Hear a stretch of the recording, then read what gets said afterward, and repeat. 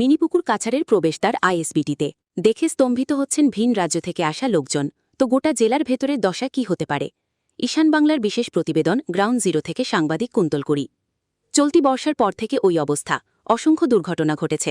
বৃহত্তর অটো টুকটুক চালক সংগঠন বারবার দাবি তুলেছে রাস্তা সংস্কারের, কিন্তু গুরুত্বপূর্ণ এই প্রবেশদ্বারের দেখে এখনও কেউ নজর দেয়নি বলে চাপা খুব বিরাজ করছে জনমনে।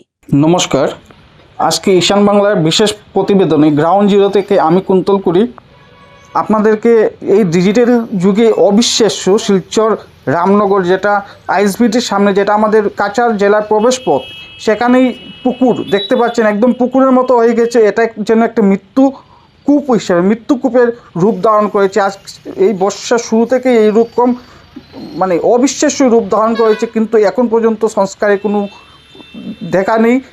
এলাকাবাসী জানিয়েছেন এখানে অনেক অটো ছোটো বড়ো অনেক দুর্ঘটনা ঘটেছে। এখানে ওই গর্তের সামনে একটা ব্যারিকেড রাখা রয়েছে, কিন্তু এখন পর্যন্ত কোনো সংস্কারের নাম নেই।